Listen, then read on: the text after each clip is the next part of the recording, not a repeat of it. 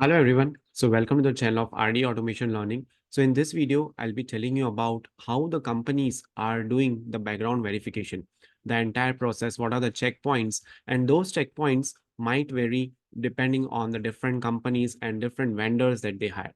So let us look into this particular video in detail. But before going to this particular video, I would request every one of you to please hit like, share, and subscribe our channel because all these things are shared with you absolutely free of cost. We don't charge anything, right?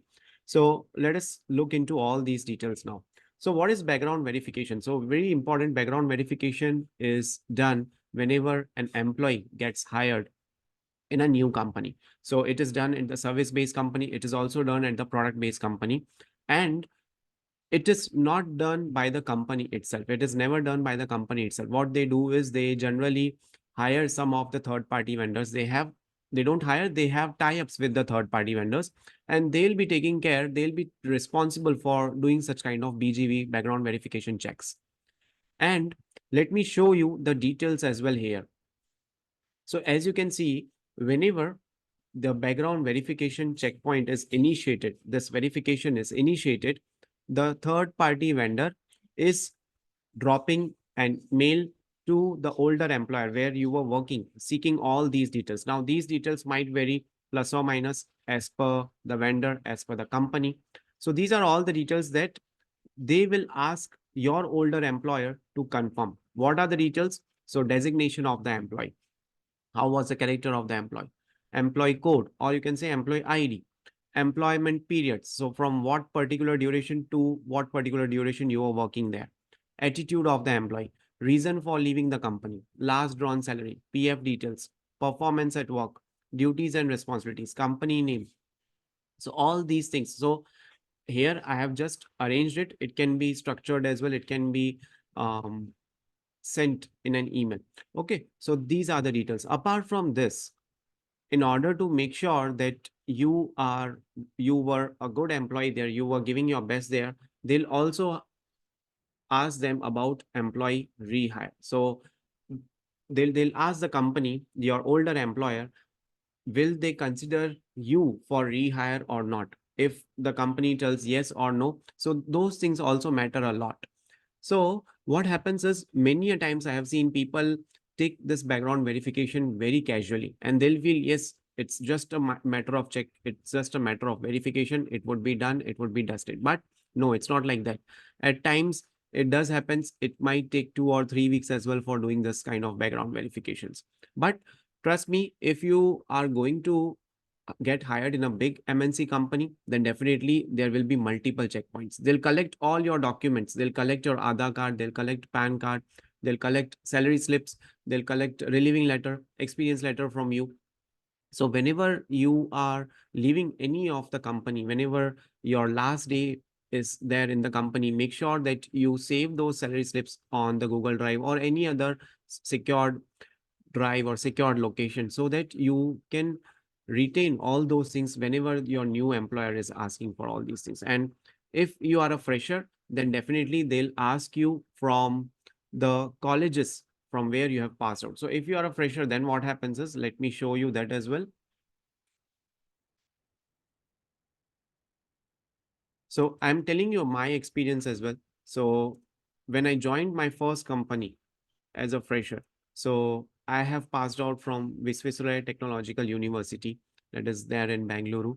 So they called the first company, they called this particular college in which I was studying, in which I had done the graduation, and they confirmed that this is the ID of the student who was studying here. Not only that, but if you are a fresher, few of the companies also might take the screenshots or also might ask you to provide them the true document verification. So your original documents are there. So true copy of those documents, or let's say you might be asked to bring those documents. They'll see those documents physically and then they'll tell you whether you have been selected for the company as per the background verification or not. So in that case, you have to carry all your mark sheets semester wise. Okay. Then you have to carry this the results apart from mark sheets, whatever results, whatever certificates that you have. Okay. Then in colleges, you would get leaving certificate. So that is also very important. Okay. So from the fresher perspective, the college related documents would be taken, and they'll verify those documents, they'll verify the university, they'll verify the authenticity, and then they'll move forward. Now, many a times people do ask whether it is good to go for a fake experience or not. So I'll tell you both the sides of examples. It's a positive one as well as negative one. So positive ones, I'll tell there are many candidates who I know who are working by taking the fake experience, and they have cleared the interviews and now they are working in those companies.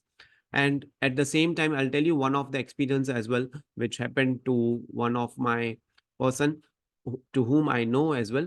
So what he did is he actually had a career gap. So what he had done was that earlier he had some 3 years of experience, and after that he took some career gap. Maybe for some business reasons he took that gap. After 2 years, he wanted to return back to the company, to the IT company for working. But in those 2 years, what he did is he was not having any experience because he was trying to set up his own business at that time. So he took a help of third party vendor who helped him with some kind of fake certifications, with fake documentations. And then he tried to get a job in the company with 5 years of experience. He got selected. His fake experience was not at all tracked. But after 21 days of job, what happened with him was the third party verification was done with the BGV is done by the third party itself. And they identified that this guy was actually a fake experience. See, the background verification for some companies might be happening earlier before you get onboarded in that company. It might be happening at a later stage as well. It depends from company to company. Every company have their own rules and regulations. So earlier they hired him, earlier they gave him a position, and he started working also. He was in a probation period only, so 6 months of probation period is going on in all the companies. So within that, they did this background verification check. Now, there is one more thing that I would like to tell you.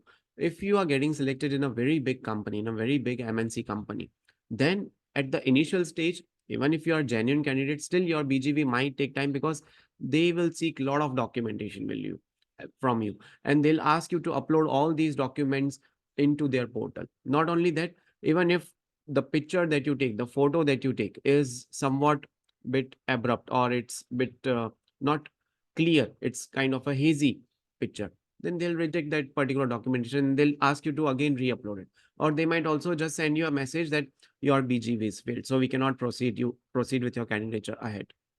So during these particular times, what you have to do is you have to take utmost care that you scan those photos very properly to the 100%, and then only you upload into their portals. Because if they will see any such kind of images which are not clear, they might feel that you are not a genuine candidate and you are trying with a fake experience. Even if when you are a genuine candidate, still they'll feel like that. So it's very important that whichever portal they'll provide you, you have to upload all those documents very properly there. Very You have to cautiously take care of the photos, and then you have to upload, right? So this was a short video on how the companies are doing background verification, and whether it is good to go for fake experience or not, that is totally your decision, right? I'm not here to justify something, but it is your decision whether you would like to go with that or not. But basically, the agenda of this video was to give you a knowledge, was to give you a fair idea about how the BGV process has been happening in various companies, right? So that's it for this video. Thank you so much for watching this video, and stay tuned for more updates.